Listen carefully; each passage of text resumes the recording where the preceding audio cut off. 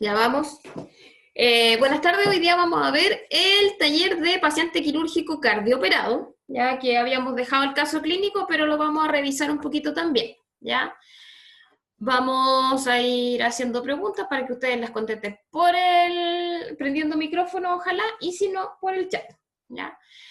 Entonces, tenemos el paciente, señor Gibson, de sexo masculino, de 50 años de edad, que vive con su esposa y un hijo de 20 años, y es dueño de una pequeña empresa de miel, tiene antecedentes de hipertensión arterial, diabetes mellitus, no insulino requiriente, ¿ya? O diabetes mellitus tipo 2. Sus fármacos habituales son metformina, carvedilol, losartán, de 50 gramos al día. ¿Alguien me puede decir qué es el carvedilol? ¿O para qué sirve el carvedilol? LOL, apellido LOL.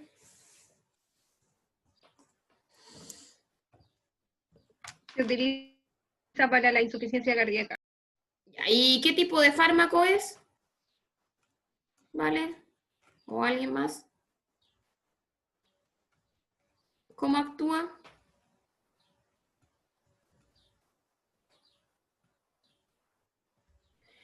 Vamos a hacer un pequeño recuento, que el carvedilol y todos los terminados en LOL, para que no se lo olvide, los terminados en LOL son beta bloqueadores, ¿ya? Juraron que iba a decir beta bloqueador. No, son beta bloqueadores, ¿ya? ¿Qué significa eso? Cuando hay estímulos beta en el corazón aumenta su frecuencia cardíaca, ¿ya?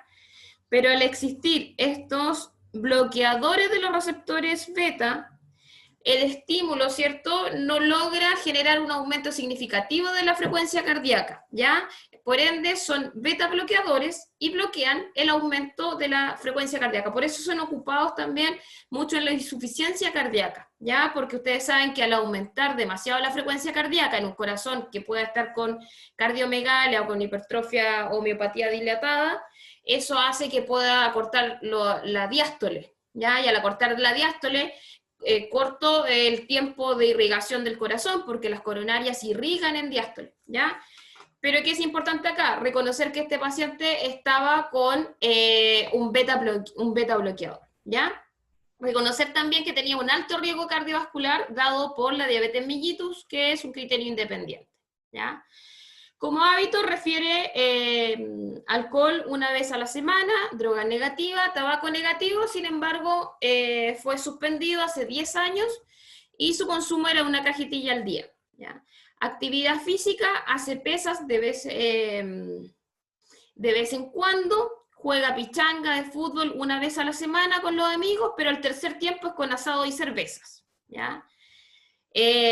Pasa más de 10 horas sentado al día y se traslada en camioneta, y cuando llega a su casa, llega muy cansado a acostarse, ¿ya? ¿Qué es importante acá? Vemos que la actividad física del paciente previo a este cuadro que va a tener y a esta cirugía que va a tener era escasa, ¿ya? Su nivel funcional también era bajo. Si se fijan, Jessy, parece que hay gente en la sala de espera.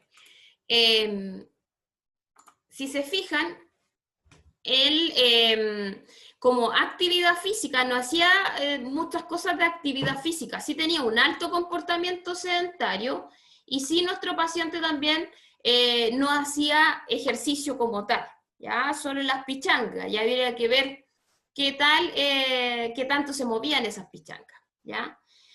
Entonces, tenemos un paciente con un alto comportamiento sedentario. ¿Por qué creen que es importante saber el nivel de actividad física previo a la cirugía? ¿Para qué nos sirve saber el nivel de actividad física previo a la cirugía?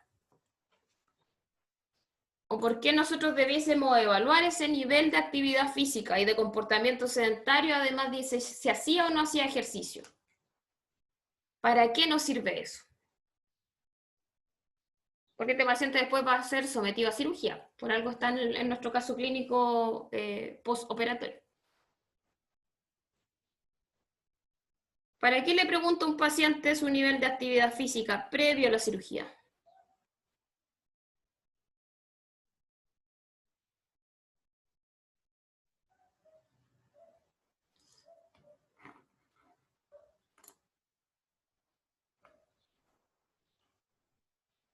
Vamos, si no hay ninguna teoría, paso a la siguiente párrafo. Y lo pregunto en la probilla. ¿Cómo no va a haber ninguna teoría? Javiera, dale. Profe, podría ser porque si nosotros sabemos el nivel de actividad física de la persona, podría estar vinculado cómo podría estar también su corazón, si es que podría resistir, por ejemplo, algún tipo de cirugía cardiovascular, o también cómo va a ser también su recuperación, por ejemplo, si está en reposo prolongado. Muy bien, Javiera. El nivel funcional que hay previo a la cirugía, por ejemplo, este paciente tenía un alto comportamiento sedentario, hacía muy bajo nivel de actividad física. Yo no puedo pretender que posterior a la cirugía en el hospital, yo lo saque a recorrer de inmediato 10 cuadras del hospital, ¿ya? Ahora, este paciente es lo mismo, el estado en el que está ese deterioro funcional, y no solamente del corazón, Javiera, porque el corazón van a tener esa revascularización miocárdica, sino que además le sumaría lo que dice Javiera, el componente musculoesquelético general, ¿ya? Es distinto que un paciente enfrente una cirugía con mayor nivel de actividad física, ¿ya? Que eso involucra que va a tener más reserva funcional también a nivel de musculatura, ¿ya? Y es un predictor de esa evolución post cirugía también. Y yo como kine, también cómo va a ser la exigencia de ese paciente.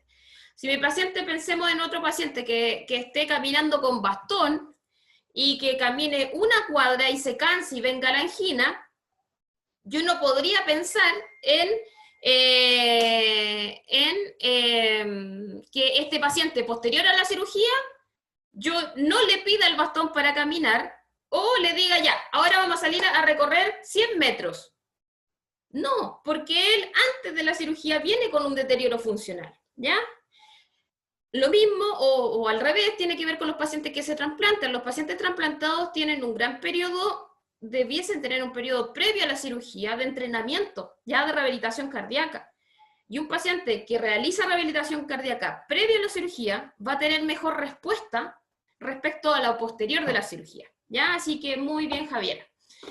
Paciente refiere que desde hace un tiempo presenta episodios de dolor torácico de carácter opresivo asociado al ejercicio, sin control cardiológico, que cede con reposo, ¿ya? Menciona que desde hace unos meses comenzó a presentar dolor torácico, ¿cierto?, de carácter opresivo,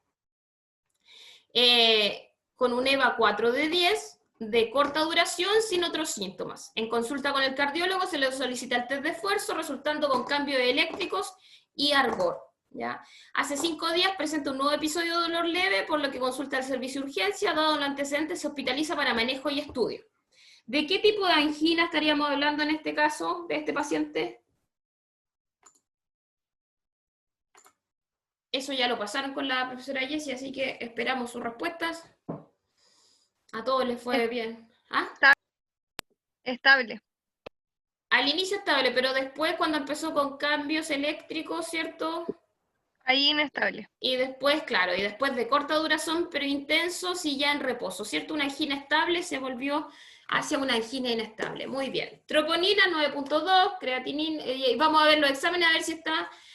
Ahí dice síndrome coronario angina inestable, por supuesto. Troponinas normal, ¿cierto? CREA normal, INR normal. Estamos hablando básicamente de un paciente que no tuvo un infarto, ¿ya? Sino que se diagnostica con una angina inestable, ¿ya? Además, este paciente tiene hipertensión y diabetes mellitus, ¿ya? Ojo con esto, porque ¿qué reconocemos en este paciente? Un paciente de alto riesgo cardiovascular, pero porque por su angina inestable va a ser sometido a una cirugía, ¿ya? Se realiza una coronariografía. ¿Qué es una coronariografía, según la clase que vimos? ¿Qué hacen en la coronariografía?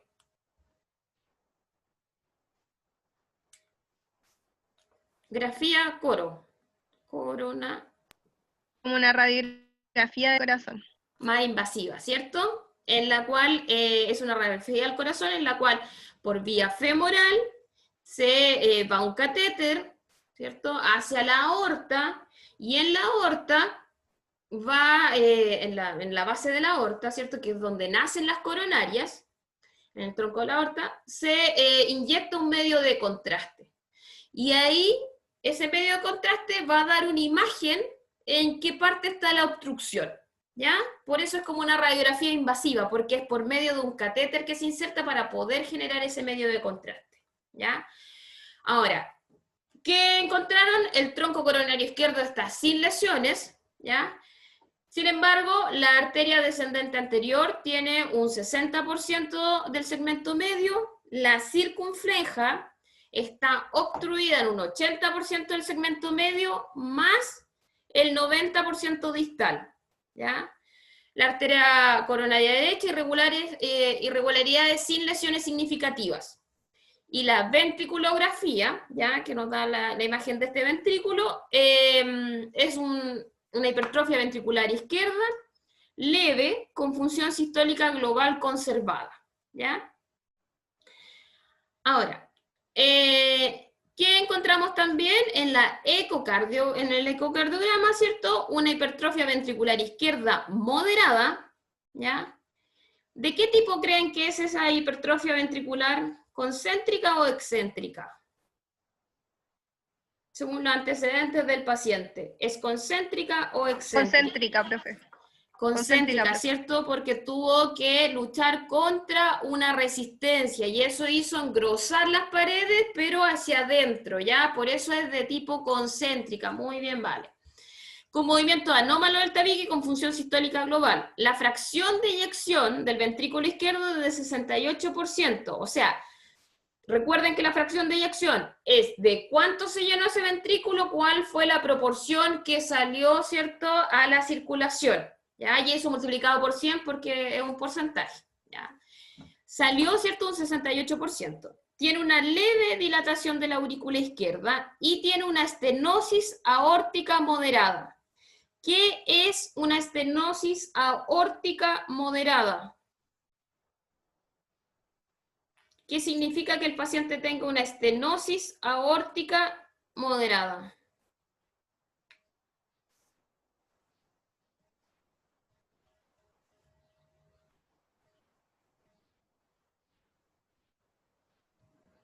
Salía un poquito en la clase cuando hablábamos de recambio valvular. ¿Qué es una estenosis aórtica moderada? Les recuerdo, y para que lo sepan, que van a tener que atender a este paciente, si no, el señor Gibson no lo podríamos atender si no sabemos, si no analizamos, si no somos capaces de analizar cada uno de sus síntomas y cada uno de sus exámenes, nosotros no podríamos atender al señor Gibson, ¿ya? Entonces, al señor Gibson, una estenosis aórtica moderada quiere decir que la válvula, alguien me había contestado algo, parece. Que la válvula aórtica no se abre completamente. Muy bien. Que es más pequeña, ¿cierto? Es más pequeña que lo normal de una válvula y esto hace que no se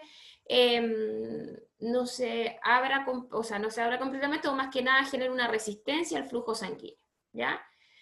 Y eso hace que no pase completamente, ¿cierto?, este flujo sanguíneo o volumen sistólico, y eso hace que el ventrículo se vaya quedando con volumen, y eso también hace que se alteren las presiones, y la presión retrógrada. ¿Se acuerdan? Eso lo deberán haber visto en insuficiencia cardíaca, y algo vimos en base, que tiene que ver con que si se va quedando volumen, el volumen sistólico final, este va generando presiones, y eso va a alterar la presión de la aurícula, la presión del sistema pulmonar, si en el lado izquierdo, ¿ya? Y de ahí hacia el otro corazón también, hacia el derecho, ¿ya? Pero ¿qué es lo importante acá? Que la estenosis aórtica de tipo moderada gatilla que además de una revascularización miocárdica, ¿ya?, más reemplazo de la válvula aórtica, ¿ya? Dado estos exámenes. Entonces, la pregunta más fácil, que ya la tenemos casi resuelta, ¿por qué se decidió la revascularización miocárdica en este paciente? ¿Por qué creen ustedes que no se hizo una angioplastía con stent? ¿Se acuerdan qué es la angioplastía con stent? Sandra. Jessy, Aló. ¿Está en el resto, Lilia? aló. ¿Me cayó?